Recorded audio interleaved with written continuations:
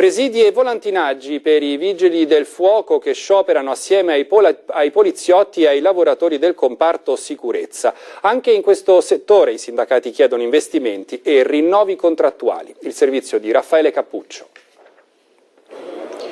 Poliziotti, vigili del fuoco e lavoratori del corpo forestale in piazza questa mattina in tutta Italia e quindi anche in regione per manifestare contro i tagli imposti dalla prossima legge di stabilità. Tanti punti che non convincono i lavoratori impegnati tutti i giorni per garantire la sicurezza dei cittadini. In primo piano la proroga anche per il 2014 del blocco del tetto salariale, una misura che allargherà ancora di più la forbice, ad esempio tra un semplice poliziotto e le figure apicali. Ad essere colpito l'intero sistema della sicurezza nazionale, sempre più in difficoltà in presenza delle tante emergenze, e sono gli stessi sindacati che denunciano il permanere di privilegi che penalizzano una gestione più efficiente delle risorse. È necessario all'interno delle singole istituzioni andare a vedere quelle che sono le priorità.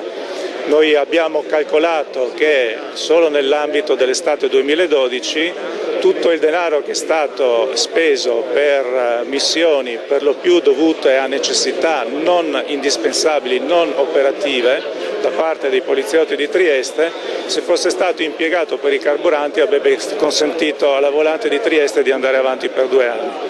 Prosaicamente, senza soldi gli annunci della politica rischiano di essere mera propaganda elettorale, dicono i sindacati, e di conseguenza è facile demonizzare chi è in prima linea per garantire la sicurezza dei cittadini, perché spesso il non essere messo in condizione di lavorare al meglio presta il fianco a critiche gratuite.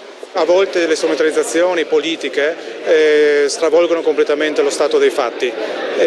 Noi ci ricordiamo tutte le volte in cui le persone ci chiamano e ci dicono abbiamo delle persone che ci entrano nelle case, abbiamo delle persone che girano per i nostri giardini, e noi interveniamo perché dobbiamo assicurare le persone, ma poi queste persone bisogna anche gestirle, bisogna pur metterle da qualche parte.